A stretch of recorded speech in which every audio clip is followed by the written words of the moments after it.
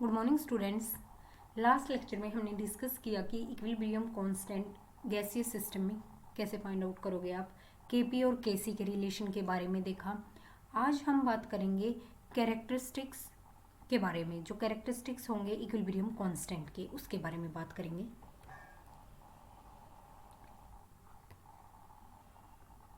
Characteristics of equilibrium constant.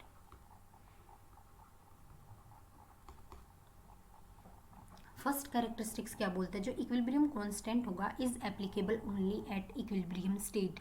जिस time आपके पास कोई भी इक्विलिब्रियम की स्टेट होगी, इक्विलिब्रियम कांस्टेंट उसी समय क्या होगा आपका एप्लीकेबल होगा। अगर आपके पास इक्विलिब्रियम की स्टेट ही नहीं है तो आप इक्विलिब्रियम कांस्टेंट की बात नहीं कर सकते। सेकंड वन होगा आपका it has a definite value for every chemical reaction at a particular temperature.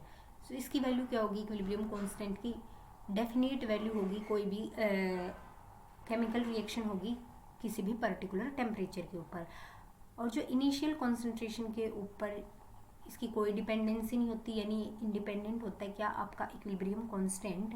And जो इक्विलिब्रियम कांस्टेंट की वैल्यू है वो कैटलिस्ट की वैल्यू के ऊपर भी डिपेंड नहीं करती। It is the equilibrium constant value is independent on catalyst value. ठीक है। नेक्स्ट है it has a different unit for different reaction.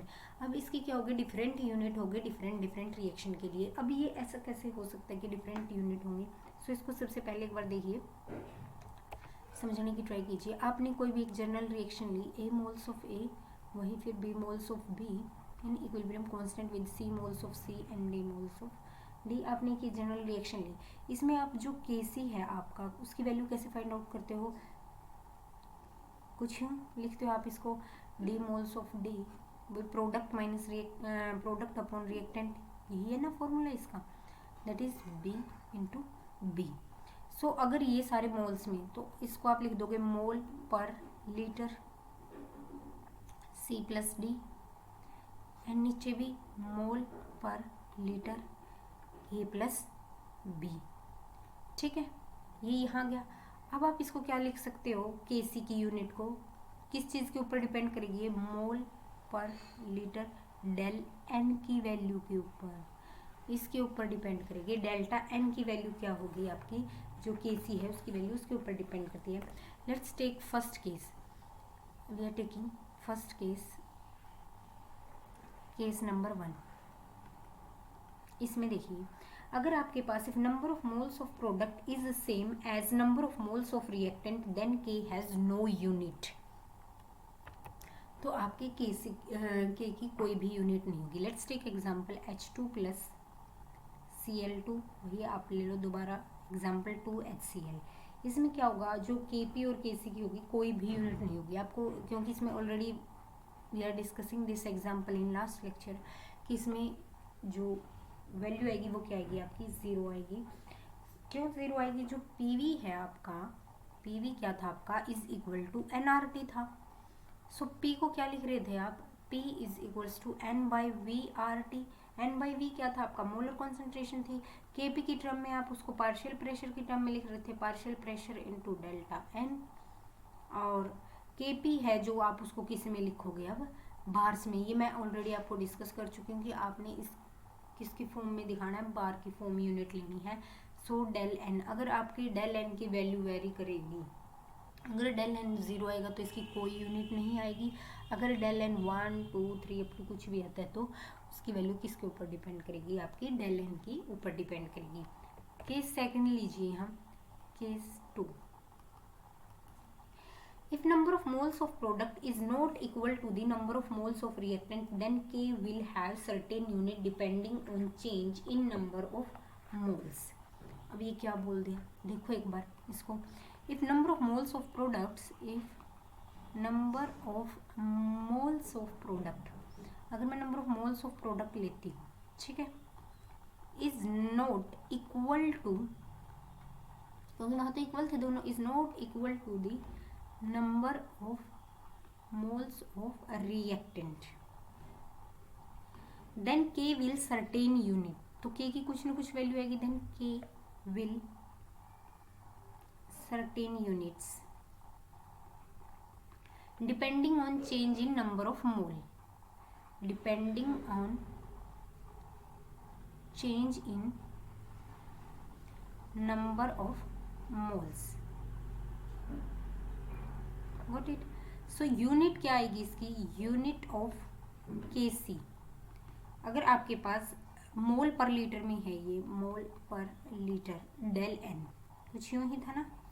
So Kp के लिए क्या आएगा, वो बार डेल एन, क्योंकि डेल एन की वैल्यू ही वेरी करेगी ना आपकी। सो एग्जाम्पल लीजिए इसका, देखिए N2 + 3H2 in equilibrium with 2NH3। So del n की वैल्यू निकाल लो, 2 - 1 + 3 दैट इज -2। सो Kc की वैल्यू क्या आएगी आपकी, मोल पर लीटर -2, और Kp की वैल्यू क्या आएगी आपकी, बार -2। ये दो केस आपने देखे यहाँ कि जो वैल्यू आती है डिफरेंट यूनिट्स के लिए, डिफरेंट रिएक्शन के लिए डिफरेंट यूनिट्स आती हैं, जो किसके ऊपर डिपेंड करती है, डेल एन की वैल्यू के ऊपर। इसमें हमने डिस्कस किया characteristics of equilibrium constant. And last characteristics की हम बात करते हैं। When addition of two equilibrium leads to another equilibrium, then the product of their equilibrium constants give the equilibrium constants of the resultant equilibrium। अब ये सब होच पोच हो गया, एक बार देखिए इसको। देखिए students, when addition of two equation leads to another equation, then the product of their equilibrium constant give the equilibrium constant of resultant equilibrium. ये क्या बोलते हैं, अगर आपके पास 3 इक्विलिब्रियम हो, सो जो पहले 2 इक्विलिब्रियम होंगे उनका रिजल्टेंट आपका क्या होगा, थर्ड इक्विलिब्रियम होगा। देखिए यहाँ आपको 3 इक्विलिब्रियम दिए गए हैं, that is your K1, K2 and K3। ये क्या बोलते हैं, जो K3 होगा वो आपका K1 और K2 का प्रोडक्ट होगा, ठीक है। K1 और K2 का प्रोडक्ट होगा। जैसे ये आपका here your first N2 + O2 gives you 2NO and next 2NO + O2 gives 2NO2। यानी क्या बोल रहे हैं आपको, जो 2NO मॉलिक्यूल और ऑक्सीजन 2 ऑक्सीजन के मॉलिक्यूल्स मिलके बना रहे हैं आपका 2NO2, और फर्दर ये 2NO2 की फॉर्मेशन कर रही हैं। देखिए जैसे K1 के लिए आप इक्विलिब्रियम कांस्टेंट लिखिए NO2, क्योंकि ये मोल्स में आएगी, पावर के जो आपके मोल्स होते हैं वो पावर में जाएंगे, N2 + O2, गॉट इट। ऐसे ही आप K2 के लिए लिखिए, यहाँ K2 के लिए आप क्या लिखोगे, N2 to the power 2 NO to the power 2 + O2। ये जो पावर लिखी है मैंने आपको, ये आपको सबको ध्यान होगा कि हम इसमें कैसे पावर को डिनोट करते हैं, कि पावर किस में जाती है, जो आपकी मोलर कॉन्सेंट्रेशन है वो किस में जाएगी, आपकी पावर में जाएगी। जो ये पावर है ये मोलर कॉन्सेंट्रेशन को डिफाइन करती है, ठीक है। नेक्स्ट K3 के लिए भी आपने लिख लिया N to the power 2 N2 + O to the power 2। अब जो आपका K1 है और K2 है, आप उसको देखिए पहले। अब K1 और K2 को आपने लिख लिया, इसमें से जो चीज़ कट हो जाएंगी, जैसे ये इसके साथ कट हो जाएगा, अब जो आपके पास रहेगा वो किस चीज़ की वैल्यू होगी, आपकी K3 की वैल्यू होगी, जो आपने पहले लिखी थी। सो हमने ये प्रूफ भी कर दिया कि जब addition of two equilibrium leads to another equilibrium, then the product of their equilibrium constants gives the equilibrium constant of the resultant equilibrium.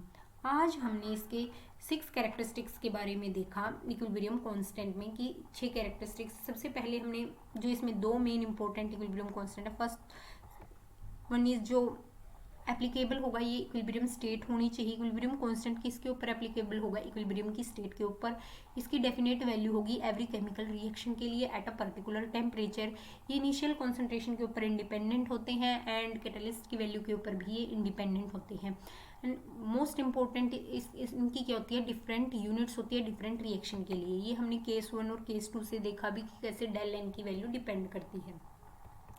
Next था जो लास्ट वन था कि जिस टाइम आपके पास अगर इक्विलिब्रियम लीड कर, जिस टाइम 2 एडिशन इक्विलिब्रियम को आप ऐड कर दोगे तो उनका प्रोडक्ट क्या होगा, रिजल्टेंट इक्विलिब्रियम के इक्वल आएगा, ठीक है। ये था आपका characteristics of equilibrium constant. Next lecture में हम फर्दर इस चैप्टर को कंटिन्यू करेंगे। Thank you and have a nice day students.